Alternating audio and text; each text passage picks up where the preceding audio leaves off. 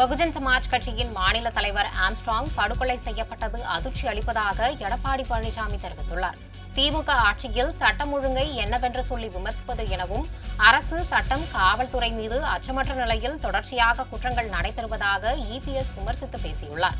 மேலும் ஆம்ஸ்ட்ராங்கின் இறுதி ஊர்வலம் எந்த இடையூறுமின்றி அமைதியான முறையில் நடக்க வேண்டும் எனவும் எடப்பாடி பழனிசாமி வலியுறுத்தியுள்ளார். இதுகுறித்த கூடுதல் விவரங்களை எமது செய்தியாளர் நௌஷாத்திடம் கேட்கலாம். நௌஷாத், வணக்கம். விவரங்களை பதிவு செய்யுங்கள். நேற்று படுகொலை செய்யப்பட்ட சூழலில் இருந்து தொடர்ந்து தலைவர்கள் குறிப்பாக கண்டன அறிக்கையை பதிவு செய்கிறார்கள். தமிழகத்தின் பிரதான எதிர்க்கட்சியாக இருக்கக்கூடிய அதிமுகவுடைய பொதுச் செயலர் எடப்பாடி பழனிசாமி அவர்கள் பகுஜன் சமாஜ் கட்சியினுடைய தலைவர் ஆம்ஸ்ட்ராங் படுகொலை செய்யப்பட்டது அதிர்ச்சி அளிக்கிறது. திமுக ஆட்சியில் சட்ட ஒழுங்கை என்னவென்று சொல்லி விமர்சிப்பது, அரசு சட்டம் காவல்துறை மீது அச்சமற்ற நிலையில் தொடர்ச்சியாக குற்றங்கள் நடைபெறுவதாக இபிஎஸ் விமர்சனம் செய்திருக்கிறார். மேலும் ஆம்ஸ்ட்ராங்கின் இறுதி ஊர்வலம் எந்த ஒரு இடையூறுமின்றி அமைதியான முறையில் நடக்க வேண்டுமென எடப்பாடி பழனிசாமி வலியுறுத்துவது மிக முக்கியமான பக்கம். ஏனென்றால் நேற்றைய முன்தினம்தான் குறிப்பாக சேலத்தில் அதிமுகவை சேர்ந்த அவருடைய அந்த பகுதியை சேர்ந்த உறுப்பினர் சேலத்தில் ஒரு அதிமுக உறுப்பினர் படுகொலை செய்யப்பட்டது பெரும் பார்க்கப்பட்டது. அப்போது கூட சட்ட ஒழுங்கு சீர்கெட்டிருப்பதாக தொடர்ந்து எடப்பாடி பழனிசாமி நேற்றைய முன்தினம் குறிப்பாக பத்திரிகை சந்திப்பு தெரிவித்திருந்தார். இந்த நிலையில் அடுத்த நாளே தமிழகத்தில் சென்னையில் கூடிய தலைநகர் இது போன்ற சம்பவங்கள் ஏற்பட்டிருப்பது சட்ட ஒழுங்கு சீர்கெட்டிருப்பதாகவும் அறிக்கையின் வாயிலாக தெரிவித்திருக்கிறார். தொடர்ந்து தலைவர்கள் தன்னுடைய மிக முக்கியமாக சொல்ல வேண்டும் என்றால் தன்னுடைய அறிக்கையிலும் வெளிப்படுத்துகிற காட்சியை நம்மால பார்க்க முடிகிறது. குறிப்பாக திருமாவளவன் உள்ளிட்ட பல்வேறு தலைவர்கள் அறிக்கையை தெரிவித்து வந்திருக்கிறார்கள். அதாவது மிக முக்கியமாக தவிர்க்க முடியாத தலைவராக இருந்தவர் ஆம்ஸ்ட்ராங் என தெரிவித்திருக்கிறார். மேலும் கோழைத்தனமான இந்த கொடூரத்தை வன்மையாக கண்டிக்கிறேன் எனவும் தெரிவித்திருக்கிறார். குண்டர் தடுப்பு காவலில் சிறைப்படுத்த வேண்டும் எனவும் தெரிவித்திருக்கிறார். மேலும் சமூக விரோத கும்பல் கொடூரமான வெட்டி படுகொலை செய்த தகவல் மிகுந்த அதிர்ச்சி அளிக்கிறது எனவும் தாங்கிக் கொள்ளாத முடியல என ஆழ்த்திருப்பதாக தெரிவித்திருக்கிறார். விரோத கும்பலின் கோழைத்தனமான இந்த கொடூரத்தை விடுதலை சிறுத்தை கட்சி சார்பில் வன்மையாக கண்டிக்கிறோம் தெரிவித்திருக்கிறார். அனைவரும் உடனடியாக கைது செய்து குண்டர் தடுப்பு காவலில் சிறைப்படுத்த வேண்டும் என தமிழக அரசை வலியுறுத்துகிறோம் எனவும் தெரிவித்திருக்கிறார்.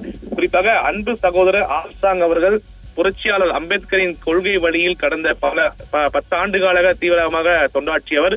தமிழகத்தில் பௌத்தத்தை பரப்புவதில் அதீத முனைப்புடன் செயல்பட்டவர். புரட்சியாளர் அம்பேத்கர் பௌத்தம் தழுவிய நாளில் ஆண்டுதோறும் ஏராளமான தோழர்களுடன் நாக்பூருக்கு சென்று வருவதை கடமையாக கொண்டிருந்தார். சென்னை பெரம்பூர் பகுதியில் அவரது இல்லத்தின் அருகில் பௌத்த விகார் ஒன்றை கட்டியுள்ளார். பண்பாட்டு தளத்தில் பௌத்தமே மாற்றும் என்பதை முன்னிறுத்தியவர். பகுஜன் சமாஜ்வாதி கட்சியின் தேசிய தலைவர் செல்வி மாயாவதி அம்மையாரின் தன்னம்பிக்கைக்குரிய பாத்திரமானவர். ஏராளமான இளம் வழக்கறிஞரை உருவாக்கியவர். ஏழை எளிய குடும்பத்தை சார்ந்தவர். பிள்ளைகளை படிக்க வைப்பதில் சிறப்பான பங்களிப்பை செய்தவர். அண்மையில் தான் தனது 1 வயது பெண் குழந்தைக்கு முதலாம் பிறந்தநாள் விழாவை கொண்டாடினார். அவருடைய மறைவு ஒடுக்கப்பட்ட சமூகத்திற்கு நேர்ந்த பேரிழப்பாகும். அவரை இழந்து வாடுகிற குடும்பத்தினருக்கு பகுஜன் சமாஜ் கட்சியினருக்கும் எனது ஆழ்ந்த இரங்கலை தெரிவித்துக் கொள்கிறேன் என தெரிவித்தார். மேலும் ஆம்ஸ்ட்ராங் அவர்களுக்கு எமது செம்மாந்த வீர வணக்கத்தை தெரிவித்துக் கொள்கிறேன் என நேற்று குறிப்பாக தொல் திருமாவளவன் அந்த அறிக்கையை வெளியிட்டிருந்தார். அதனைத் தொடர்ந்து தலைவர்கள் அதனுடைய அறிக்கையை வெளியிட்ட காட்சியை கூட நம்மால பார்க்க முடிகிறது. என தலைநகரில் இது போன்ற சம்பவம் அரங்கேறியிருப்பது என்பது குறிப்பாக அது பெரிய அரசுக்கு பெரிய ஒரு சவாலாக தான் பார்க்கப்படுகிறது. அந்த அடிப்படையில் தான் குறிப்பாக இந்த காலை கூட தமிழக வெற்றி கழகத்தினுடைய தலைவர் விஜய் அவர்கள் கூட எக்ஸ்தலத்தில் ஒரு அறிக்கை வெளியிட்டிருக்கிறார். அதாவது பகுஜன் சமாஜ் கட்சியின் மாநில தலைவர் திரு ஆம்ஸ்ட்ராங் அவர்கள் படுகொலை செய்யப்பட்ட சம்பவம் பெரும் அதிர்ச்சியையும் வேதனையும் அளிக்கிறது என்று தெரிவித்திருக்கிறார். திரு ஆம்ஸ்ட்ராங் அவர்களை பிரிந்து வாடும் அவரது குடும்பத்தினருக்கும் அவரது கட்சியினருக்கும் எனது ஆழ்ந்த அனுதாபங்களை தெரிவித்துக் கொள்கிறேன் என்று தெரிவித்திருக்கிறார். இது போன்ற கொடும் குற்றம் சம்பவங்களை இனி நடைபெறாமல் இருக்க தேவையான முன்னெச்சரிக்கை நடவடிக்கைகளை தமிழக அரசு தீவிரமாக முன்னெடுக்க வேண்டும் எனவும் சமரசம் இல்லாமல் சட்ட ஒழுங்கை நிலைநாட்டி அனைவரது பாதுகாப்பையும் உறுதி செய்ய வேண்டும் என கேட்டுக்கொள்கிறேன் என தெரிவித்திருக்கிறார். மேலும் குறிப்பாக மதிமுகவினுடைய தலைவர் வைகோ அவர்களும் இரங்கல் தெரிவித்திருக்கிறார். மிக முக்கியமாக சொல்ல வேண்டும் என்றால் பகுஜன் சமாஜ் கட்சியின் தமிழ்நாடு மாநில தலைவர் ஆம்ஸ்ட்ராங் கொடூரமாக வெட்டி படுகொலை செய்யப்பட்டிருப்பது மிகுந்த அதிர்ச்சி அளிக்கிறது தெரிவித்திருக்கிறார். மிக இளம் வயதில் பகுஜன் சமாஜ் கட்சியின் மாநில தலைவர் பொறுப்பை பெற்று ஒடுக்கப்பட்ட மக்களின் உரிமை குரல் கொடுத்து வந்தவர் ஆம்ஸ்ட்ராங். குறிப்பாக படுகொலைக்கு காரணமான உண்மையான கொலை குற்றவாளிகளை கண்டுபிடித்து சட்டத்தின் முன் நிறுத்தி தண்டிக்க வேண்டும் எனவும் தமிழ்நாட்டில் குறிப்பாக கூலிக்கு கொலை செய்யும் கும்பல் சர்வ சாதாரணமாக நடமாடுவது படுகொலைகளை நிகழ்த்தி வருவது தொடர் நிகழ்வு ஆகி வருகிறது. தமிழ்நாட்டில் நலனுக்காக மக்கள் நலத்திட்டங்களை செயல்படுத்தி வரும் தமிழ்நாடு அரசுக்கு அபாய அறிவிப்பாக சட்ட ஒழுங்கு சீர்குலைவு ஏற்படுவதற்கு காவல்துறையினர் இடமளிக்க கூடாது. பொது வாழ்வில் இன்னும் மக்கள் பணியாற்ற வேண்டிய பகுஜன் சமாஜ் கட்சி மாநில தலைவர் ஆம்ஸ்ட்ராங் மறைவுக்கு மறுமலர்ச்சி திமுக சார்பில் ஆழ்ந்த இரங்கலையும் தெரிவித்துக் கொள்வதாக தெரிவித்திருக்கிறார். மேலும் மிக முக்கியமாக சொல்ல இவருடைய இழப்பு அந்த கட்சியை சேர்ந்தவர்களுக்கு மிகப்பெரிய இழப்பாக பார்க்கப்படுகிறது. அந்த அடிப்பில் தான் அந்த கட்சியோட தேசிய தலைவர் குறிப்பாக மாயாவதி சென்னை வர இருக்கிறார். சென்னை அவர் உடலுக்கு அஞ்சலி செலுத்திருப்பதாக கூட தெரிவிக்கப்பட்டிருக்கிறது.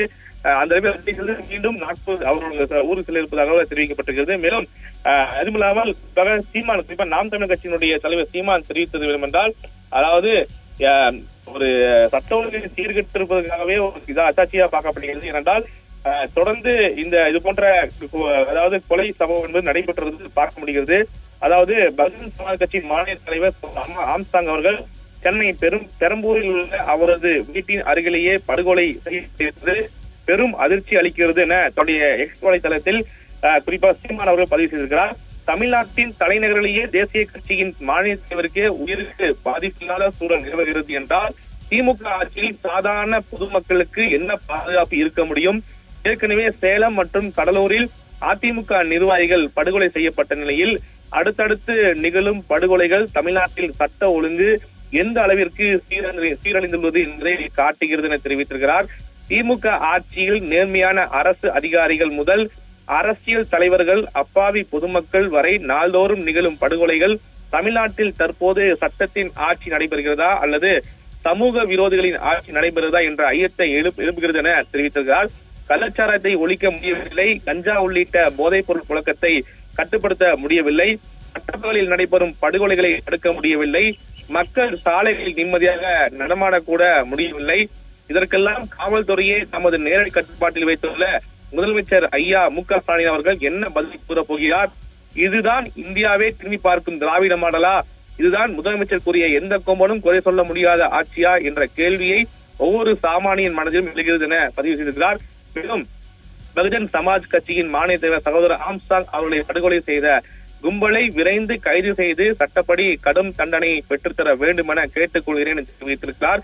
தமிழ்நாட்டில் அரசியல் தலைவர்கள் முதல் அப்பாவி பொதுமக்கள் வரை படுகொலை செய்யப்படும் கொடூரங்கள் தொடராது தடுத்திடு, இனியாவது காவல்துறையை முடுக்கிவிட்டு கடும் நடவடிக்கை எடுத்து சட்ட ஒழுங்கை விரைந்து சீர் செய்ய வேண்டும் எனவும் நாம் தமிழர் கட்சி சார்பாக வலியுறுத்துகிறேன் தெரிவித்திருக்கிறார்.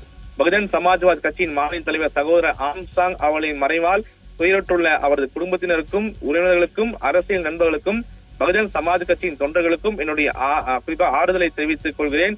துயரில் பங்கெடுக்கின்றேன். ஆம்ஸ்ட்ராங் அவர்களுக்கு என்னுடைய கண்ணீர் வணக்கங்கள் என தெரிவித்திருப்பது மிக முக்கிய ஒன்றாக பார்க்கப்படுகிறது. தொடர்ந்து தலைவர்கள் அவருடைய அறிக்கையின் வாயிலாக இரங்கலை தெரிவித்திருக்கிறார்கள்.